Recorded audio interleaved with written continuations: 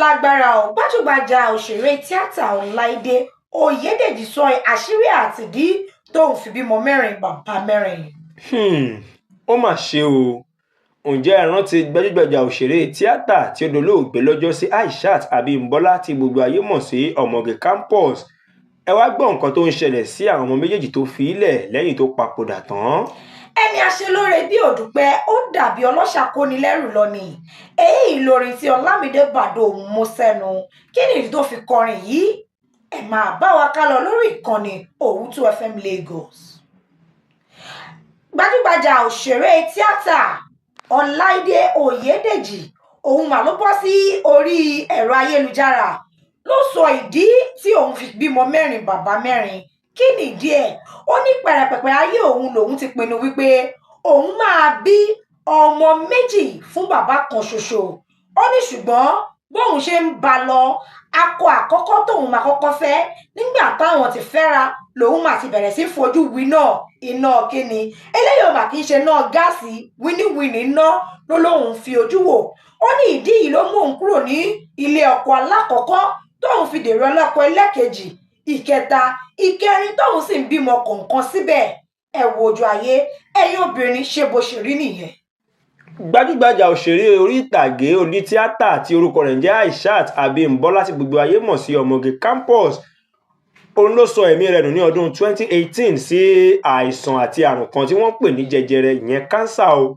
Ní ọdún 2016 òní arábìnrin yìí gba Maryland lọ ní orílẹ̀-èdè United States of America fún iṣẹ́ abẹ.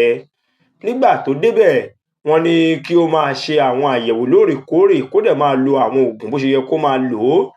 Ṣùgbọ́n kí n má tàn yín o, àìsàn yìí ló bẹ̀rẹ̀ sí ní náwó tó nára sí kó tó wá di wípé òun fúnra rẹ̀ pàápàá wá ṣàkíyèsí wípé àìsàn jẹjẹrẹ ọ̀hún ó ti jẹ ọ̀pọ̀lọpọ̀ nú ẹ̀yà àti àgọ́ ara rẹ̀ tán. Ibẹ̀ ló ti ń wò wípé kí láǹfààní iṣẹ́ tá a gbáyé wá ṣe nígbà tí a ò bá lè ṣe ìpèsè ńlá fún àwọn ọmọ tí wọ́n máa fi gbádùn lẹ́yìn tá a bá papòdà tán.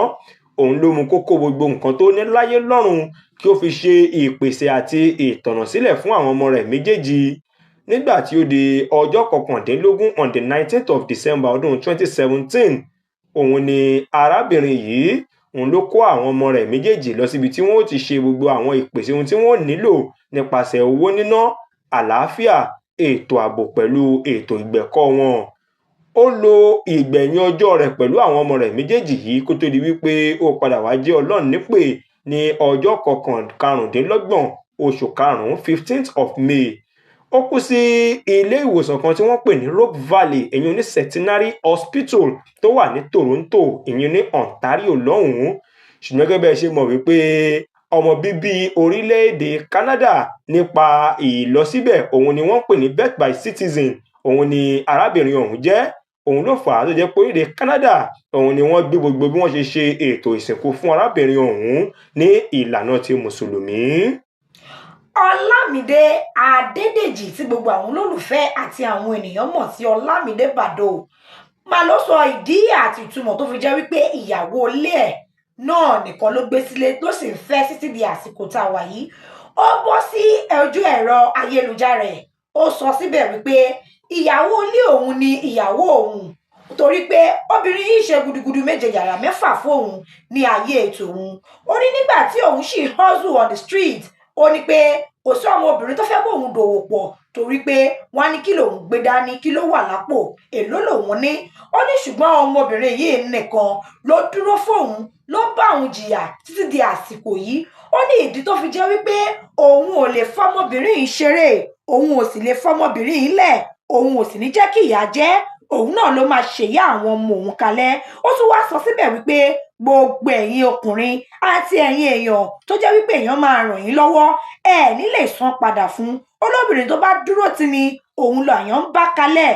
Ó ní gbogbo àgàbà tó bá gbéyàn gòkè èèyàn ò sì gbọdọ̀ jẹ́ kó jábọ́ o. Ó ní ìyí lòun ò fi lè fobìnrin ṣeré. Ó wá sọ síbẹ̀ wípé gbogbo ẹ̀yin ọkùnrin tí obìnrin bá bá yín jìyà ẹ jẹ́ kó jẹ ọ̀rọ̀ ẹ̀. A lérò wípé ẹ gbádùn àwọn nǹkan tí a mú wá fún yín ní àkókò yìí. Fún ọ̀pọ̀lọpọ̀ àwọn fọ́nrán báyìí àti àwọn nǹkan míì tó tún ní kìmí jù báyìí lọ, ẹ tẹ subscribe button fún wa lójú òpó YouTube wa yẹn Owutu FM Lagos kí ẹ bá lè máa rí ọ̀pọ̀lọpọ̀ Thanks for watching. Kindly subscribe to our YouTube channel, Owutu FM Lagos. Bye.